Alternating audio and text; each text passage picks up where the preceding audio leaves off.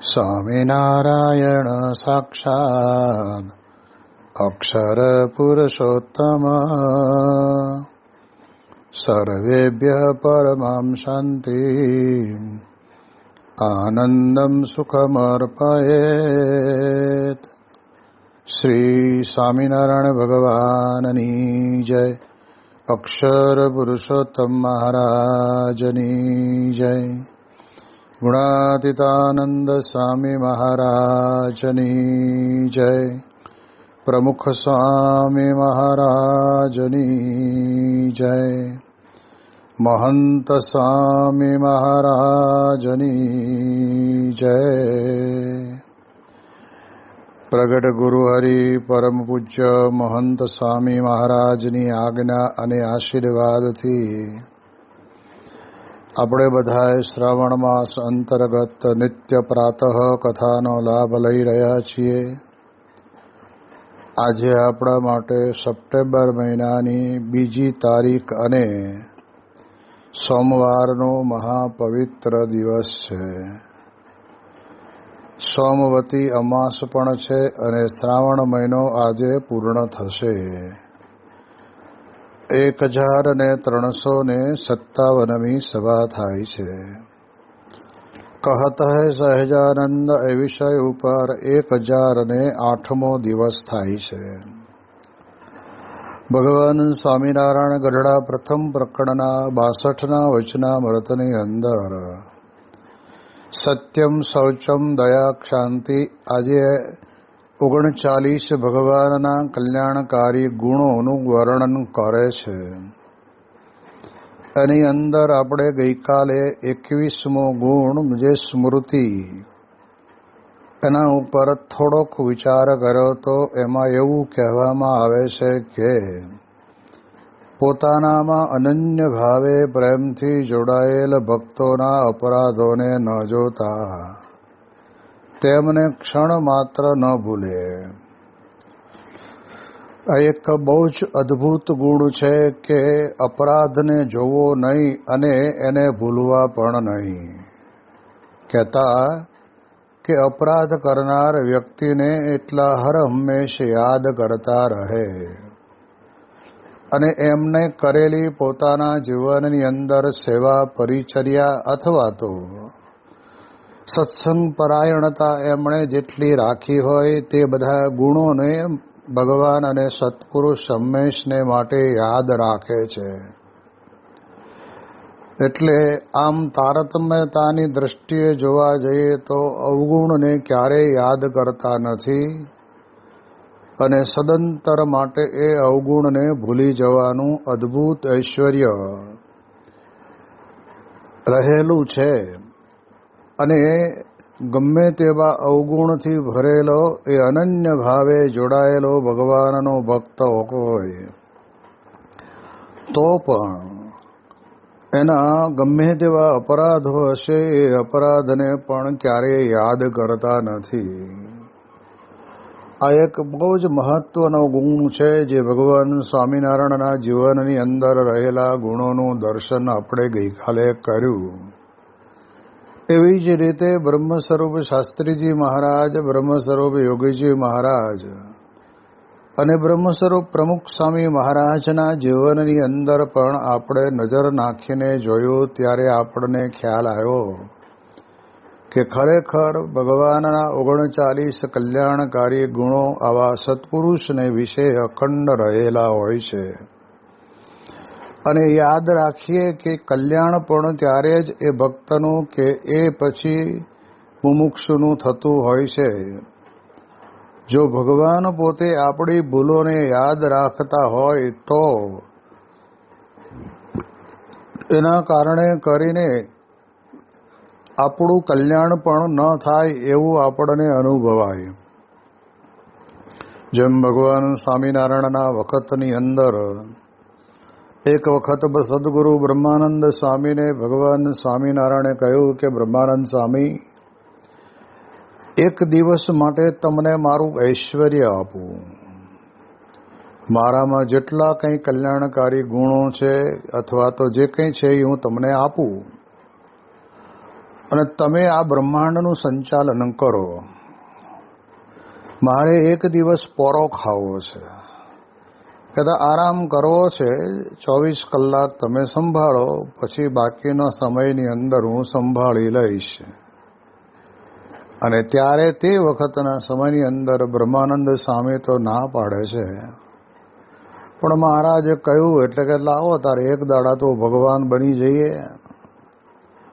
અને મહારાજે બધું જ ઐશ્વર્ય એમને આપ્યું. અને આપ્યા પછી મહારાજ તો પોતે એક જગ્યા ઉપર આરામની અંદર ગયા. હવે બને છે કેવું કે બ્રહ્માનંદ સ્વામીને જ્યાં ઐશ્વર્ય મળ્યું ત્યાં તો જ્યાં જ્યાં જે જગ્યાએ જે વ્યક્તિ સત્સંગમાં હોય તેમ છતાં પણ નાની મોટી ભૂલો તો કરતા જ હોય, કારણ કે માણસ છે. જીવ દશાની અંદર પડેલી વ્યક્તિના જીવનની અંદર ભૂલ થવી એ સંભવ છે. એટલે બ્રહ્માનંદ સ્વામીને બધું દેખાવા માંડ્યું. અને ત્યારે એમના મનની અંદર એમ થયું કે ઓહો, આવી રીતે ભગવાનનો અપરાધ કરે છે, એટલે આપણે એને દંડ દેવો પડે. એમ સમજીને સદગુરુ બ્રહ્માનંદ સ્વામીએ નક્કી કર્યું કે હવે એવા જેટલા છે ને એ બધાના અવગુણવાળા એ વ્યક્તિઓ હોય, પછી સત્સંગી હોય કે પછી અનન્ય ભાવે જોડાયેલા હોય, એ બધાનો આવા અવગુણ જોઈ અને નક્કી કર્યું કે એને અન્નનો કોળિયો મોઢામાં મળે નહીં એવું મારે કરી દેવું છે. કારણ કે દંડ તો કરવો જ પડે, અને દંડ કર્યા વગર કહેવાય છે કે એને સાચી પ્રાપ્તિ થઈ છે એનું ભાન નહીં આવે, પ્રતીતિ નહીં આવે. જ્યારે બ્રહ્માનંદ સ્વામીએ આ પ્રમાણે કરવાનું શરૂ કર્યું ત્યારે ઘણા બધાના પ્રારબ્ધ તો એટલા બધા ઊંચા હતા કે જેને ક્યારેય પણ જિંદગીની અંદર અનવસ્ત્રે કરીને કોઈ દિવસ એ દુઃખી ન થાય, એને બદલે અન્ન હોવા છતાં પણ એને કોઈ પણ રીતે કરીને ન મળે, ભોજન તૈયાર થયેલું હોય અને તેવા સમયની અંદર કાં તો બિલાડું આવીને ખાઈ જાય, કાં તો કૂતરું આવીને ખાઈ જાય, અને કાં તો પછી ઉપરથી સર્પની લાળ પડે. આવું કંઈક ને કંઈક થયા કરે, એટલે એના કારણે કરીને અન્નની ભેગું એનું થાય નહીં. અને આ પ્રમાણે થયું ત્યારે તે વખતે બધા જ પોતે ત્યાં આગળ પોકારી ઉઠ્યા કે હે પ્રભુ, તમે આવું કેમ કર્યું? પણ એમને ક્યાં ખબર છે કે આ તો એક જ દિવસ માટે બ્રહ્માનંદ સ્વામીને આવું ઐશ્વર્ય આપ્યું છે. એ માત્ર ને માત્ર આપણને બધાને ખબર પડે કે આપણા જેવાની પાસે જો ઐશ્વર્ય આવ્યું હોય તો આપણે શું કરી નાખીએ. અને ભગવાન પાસે ઐશ્વર્ય છે, સત્પુરુષ પાસે ઐશ્વર્ય છે, અને છતાં પણ ક્યારેય કોઈ દિવસ એના અપરાધ સામું જોતા નથી. એટલે આ પ્રમાણનો પ્રસંગ હતો. બીજો દિવસ થયો, ભગવાન સ્વામિનારાયણે પૂછ્યું, બ્રહ્માનંદજી કેમ ચલાવ્યું બ્રહ્માંડ? અને ત્યારે બોલ્યા કે મહારાજ, આ તમે આટલું બધું સહન કરો છો, અને આ બધા લોકો તો સંસારની અંદર ભગવાને આટલું સરસ મજાનું શરીર આપ્યું છે, નથી ભગવાન ભજતા કે નથી કોઈ નિયમ ધર્મમાં રહેતા, તો મહારાજ કે તમે કર્યું શું? તો મેં તો એવું કર્યું ને કે એ લોકો પોતાના ભાગ્યની અંદર લખેલો અન્નનો કોળિયો હોય તો પણ એને મળે નહીં, એવી રીતનો દંડ દીધો. અને ત્યારે મહારાજ બોલ્યા કે મહારાજ કે બ્રહ્માનંદ સ્વામી, આવું ના કરાય. મનુષ્ય તો મનુષ્ય છે, મનુષ્યના જીવનની અંદર ભૂલો થતી રહેવાની, પણ ભગવાનપણાનું ઐશ્વર્યની અંદર આ એક એવો ગુણ છે કે ભૂલોની સામું ભગવાન ક્યારેય ન જુએ. એટલે એ દ્રષ્ટિએ કરીને આપણે વિચાર કરીએ તો આપણને ખ્યાલ આવે કે ભગવાનના જીવનની અંદર આવો એક મહત્વનો ગુણ છે કે અતિશય અનન્ય ભાવે કરીને જોડાયેલા એવા ભક્તના અપરાધને નથી જોતા. પછી કહે છે કે તેમને ક્ષણ માત્ર ન ભૂલે. આ પણ એક બહુ જ મહત્વની બાબત છે કે અપરાધી હોય છતાં પણ ભગવાન એના અપરાધને તો ગણતા જ નથી.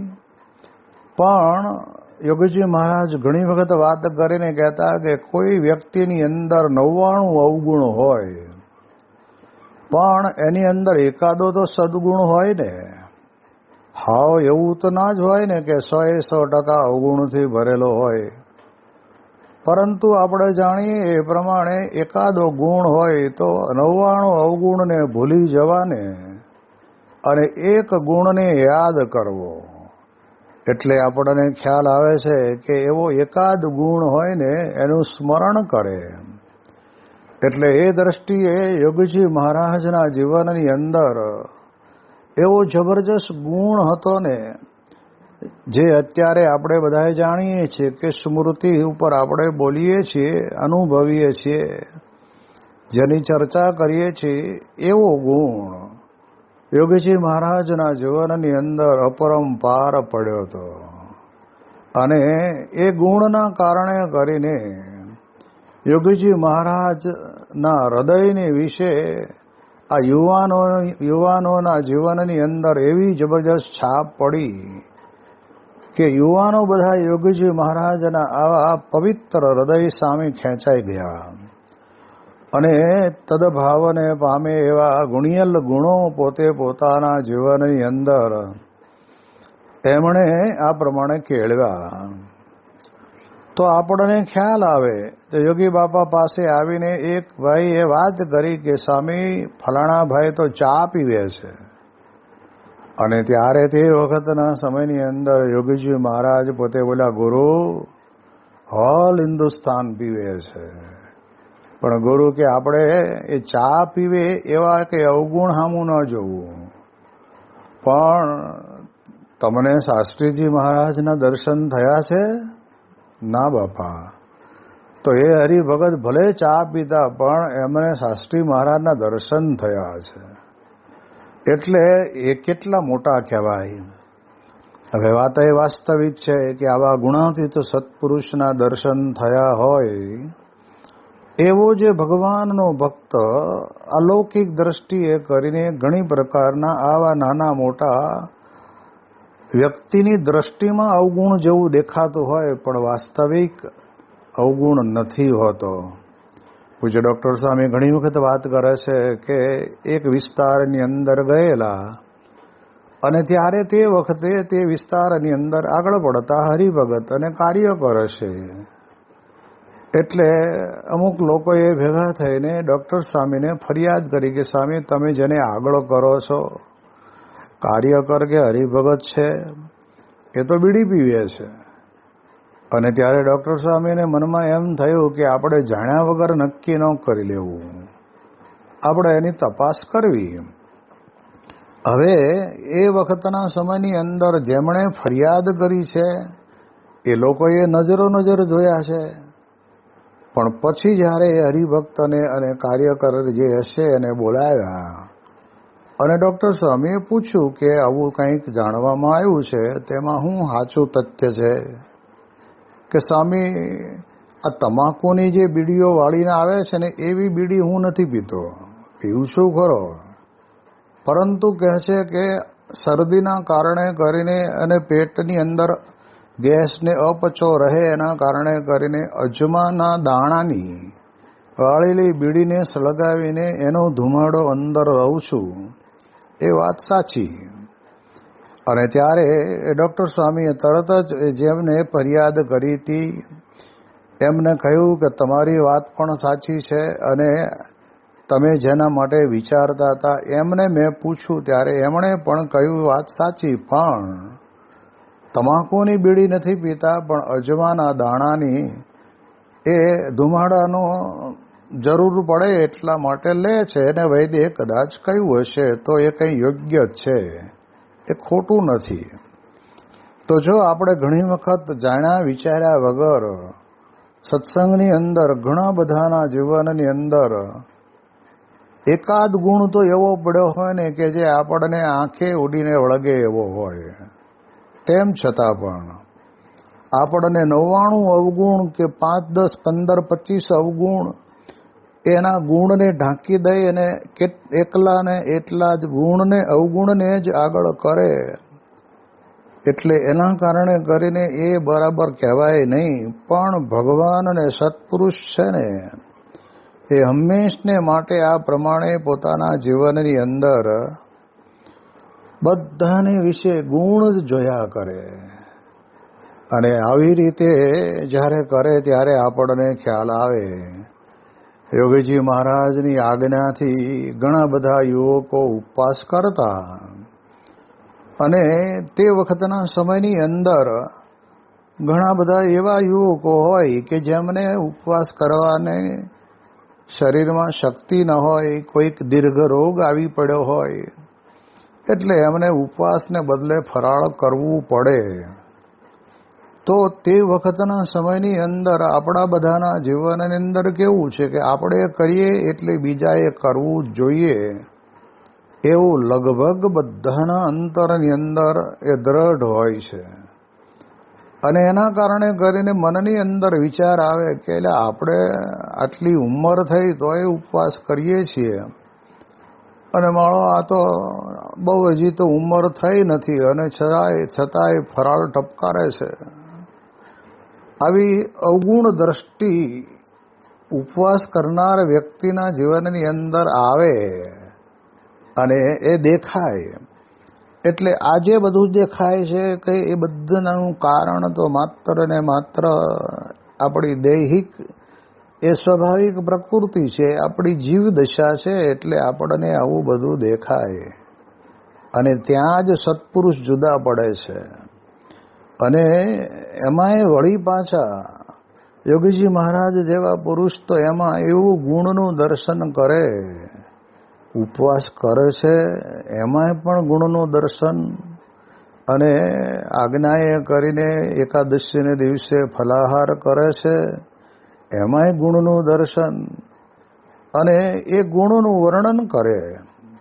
એ આપણે જોઈએ ને ત્યારે આપણને ખબર પડે. શાસ્ત્રીજી મહારાજના વખતની અંદર ગરડાના કોઠારી હરજીવનદાસજી પોતે ગરડા મંદિરની અંદર એક બાંધકામની જવાબદારી સંભાળતા હતા, અને તે વખતના સમયની અંદર એમણે પોતે પ્રમુખ સ્વામી મહારાજને વાત કરેલી કે યોગીજી મહારાજ આ વિસ્તારની અંદર વિચરણ કરે છે ત્યારે કંઠી તો બધી ગરડાથી લઈ જાય છે, અને સેવા આવે એ બધી ગોંડલ લઈ જાય છે. આવી વાત સ્વાભાવિક રીતે અમને વ્યવહાર કરતા હોય એટલે દેખાય, એટલે કયું હશે. અને ત્યારે યોગીજી મહારાજ માટે પ્રમુખ સ્વામી મહારાજ એવું બોલ્યા કે આ જે કંઈ છે એ બધું જ યોગીજી મહારાજની કૃપાનું ફળ છે, આપણે તો શું કરી શકવાના. અને એવા સમયની અંદર પ્રમુખ સ્વામી મહારાજે કહ્યું કે આ ગરડાનું મંદિર ખોદીને ઘેલામાં નાખી દો ને તો પણ મને સંકલ્પ ન થાય યોગીજી મહારાજ કે એમ જ કરવાનું હોય. અને ત્યારે એ હરજીવનદાસ પોતે આવું મનમાં વિચારતા હશે તે તો યોગી બાબાને અંતર્યામીપણે ખબર જ હોય ને. પણ છતાંય યોગીજી મહારાજ પોતે જ્યારે ગોંડલની અંદર વિરાજમાન હતા અને 1970ની સાલમાં જ્યારે બાબા પરદેશથી ગોંડલ જ્યારે પધાર્યા, અને ત્યારે તે વખતે હરજીવન સ્વામી પણ ગોંડલ હશે, અને તે વખતના સમયની અંદર ત્યાં રોજ હરજીવન સ્વામીને આગળ બોલાવે, બેસાડે, આ કરે. અને યોગીજી મહારાજ હરજીવન સ્વામીના જીવનની અંદર જે ગુણો હતા કે જે શાસ્ત્રીજી મહારાજ માટે એમણે કારખાનાના બાંધકામની અંદર જબરજસ્ત તનતોડ સેવા કરેલી. યોગીજી મહારાજે અંતર્યામીપણે જાણવા છતાં પણ એવું બોલ્યા નથી કે એમણે તો મને એવું કીધું કે ગોંડલ બધી સેવા લઈ જાઓ છો, એવું વિચાર્યું પણ નથી. અને એમને મનની અંદર એવું આવ્યું પણ નથી નથી પ્રમુખ સ્વામી મહારાજે પણ યોગી મહારાજને કહ્યું કે બાપા એમને આવો વિચાર આવ્યો છે, એ પણ નથી કીધું. કારણ કે બે ગુણાતીત પુરુષ છે એટલે સવળી રીત જ સમજાવવાની હોય.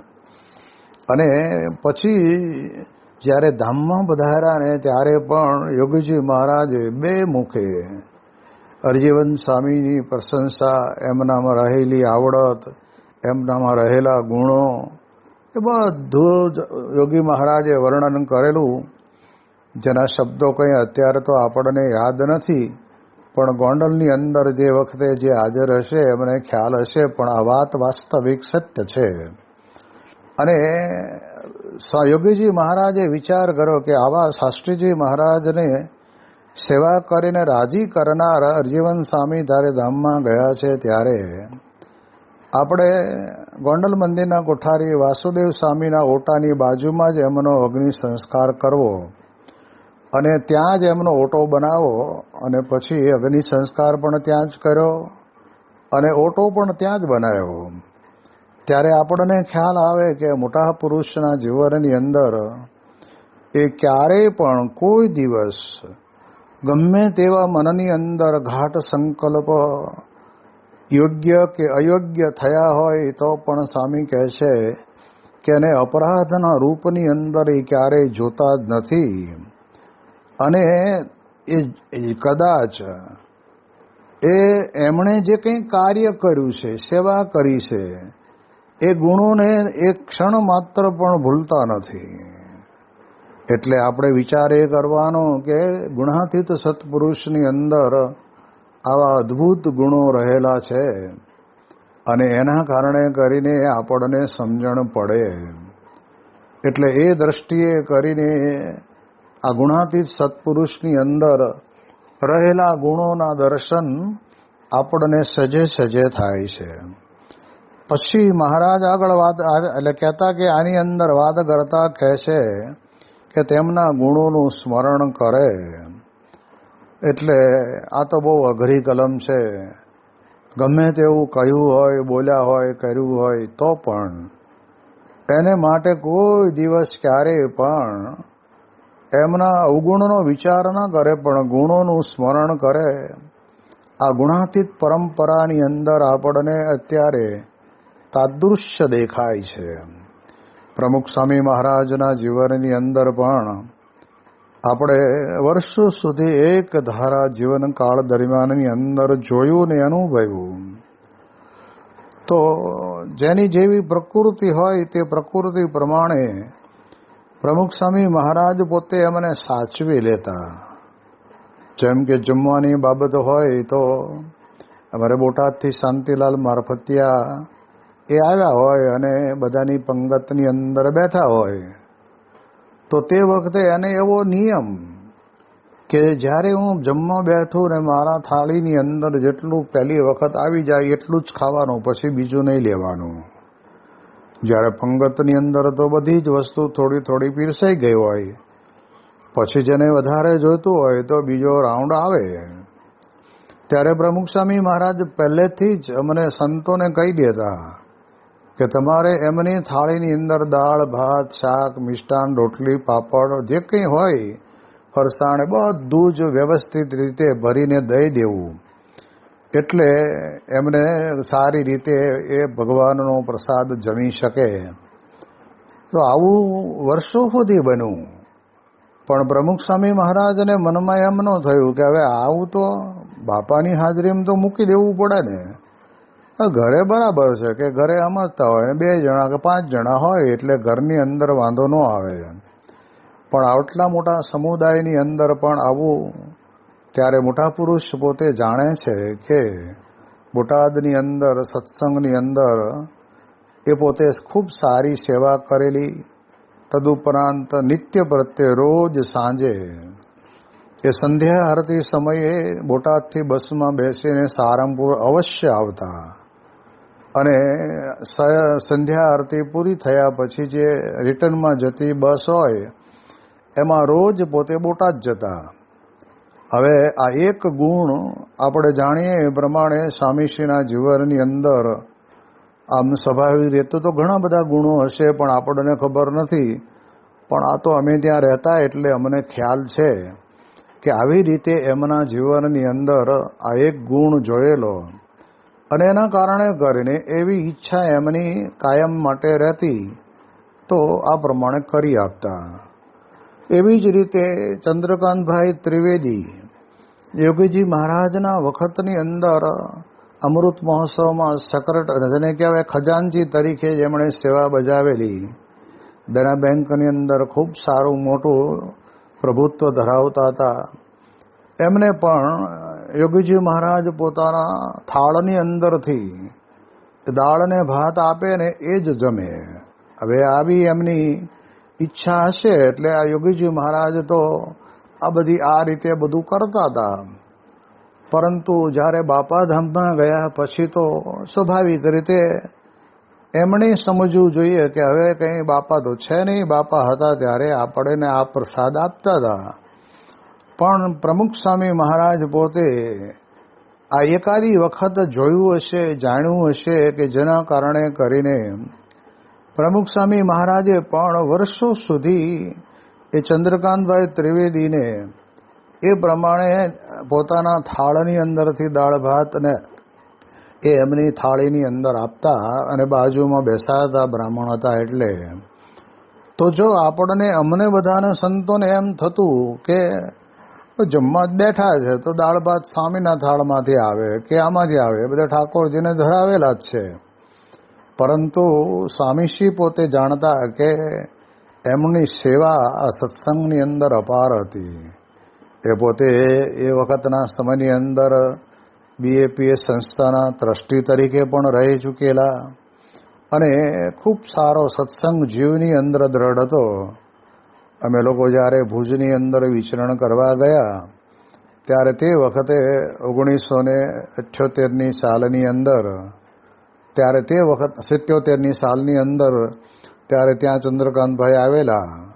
તો દિલ્હીથી પ્લેનમાં આવેલા, બેંકના કામે આવેલા, અને તે વખતે પીવાનું પાણી પણ પોતાની સાથે જે વખતના જમાનાની અંદર વોટર બેગ કે જગ જેવું બહુ ભાગ્યે જોવા મળતું એવું સાથે લઈને આવતા.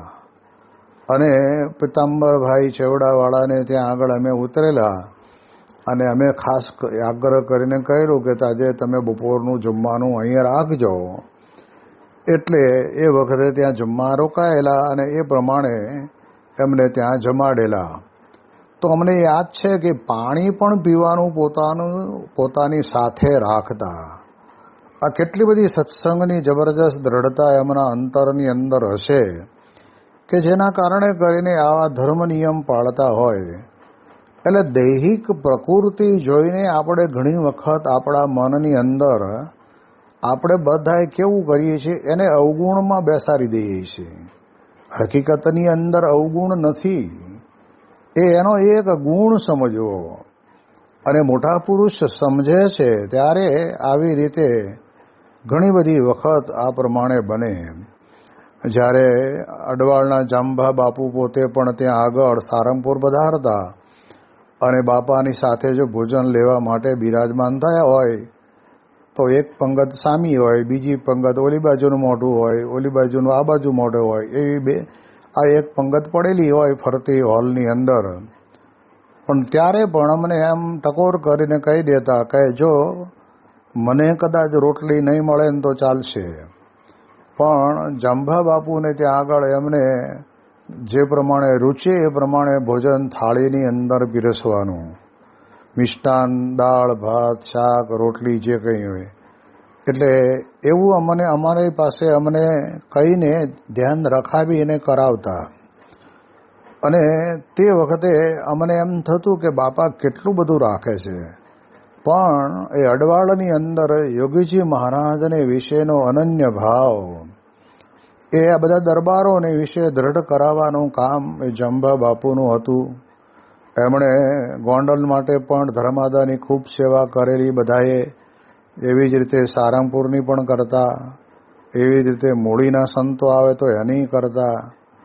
મારે કહેવાનો અર્થ એ છે કે આવા ગુણો એમાં જોયા હશે ત્યારે મોટા પુરુષ આ પ્રમાણે એની સ્વાભાવિક પ્રકૃતિનું સ્મરણ કરીને પણ એને ગુણમાં ગણીને એની વ્યવસ્થા સચવાય એટલા માટે થઈને આ પ્રમાણે સ્વામીશ્રીના જીવનની અંદર આ એમના ગુણોનું સ્મરણ કરતા એ પણ ઘણી વખત આપણે બધાએ અનુભવ કર્યો છે. માટે જે આવો ગુણ ભગવાનને વિશે છે એવો આવા ગુણાતીત સત્પુરુષને વિશે પણ રહેલો છે.